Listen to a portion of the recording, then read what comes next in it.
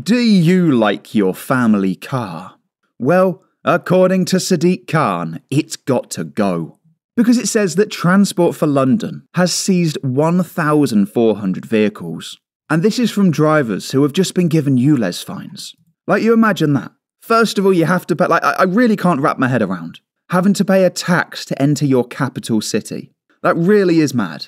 I always think to myself, if you went back 200 or 300 years, and you would have told people that places like Bristol, Edinburgh, as well as London, if you said to those people 200 or 300 years ago, because they would have known about these cities, like the cities that we have today, they're pretty much the same ones that we would have had all those years ago.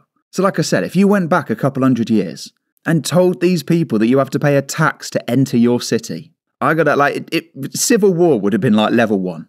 It really would have got nasty. Now on top of that, if you don't pay that fine, then apparently they're just going to take your vehicle. And it says that bailiffs working on Transport for London's behalf seized 1,429 vehicles just in the last year. And it actually goes on to give this statistic, which I didn't see this before, and this really is awful. Because it says that they've raised £710,000 from the sale of nearly 800 of these cars.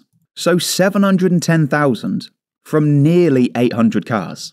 So if I grab the calculator, because I'm not going to sit here and pretend that I did that off the top of my head, but that works out to £887.50 per car. That really is mad.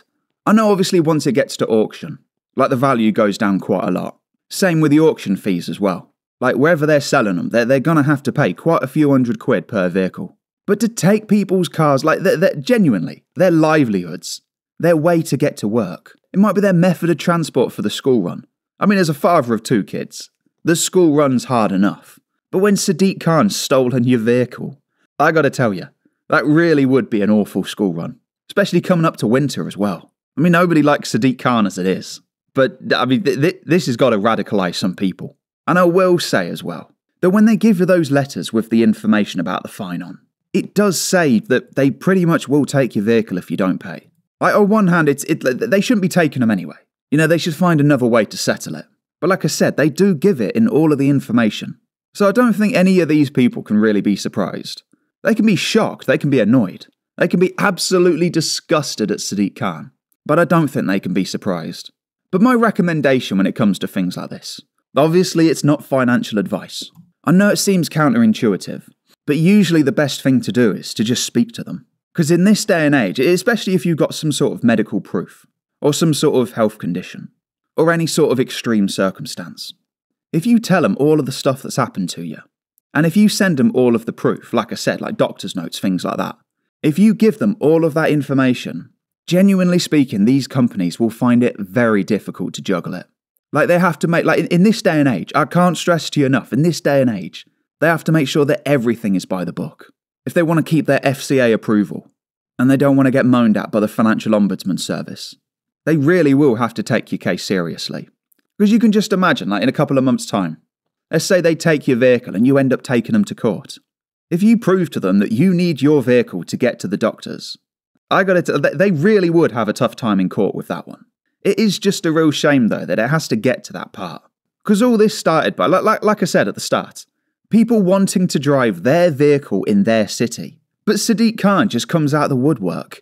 And I won't do any accents. But he just says you can't drive that vehicle here. And we're going to take it. And then we're going to sell it for about £887.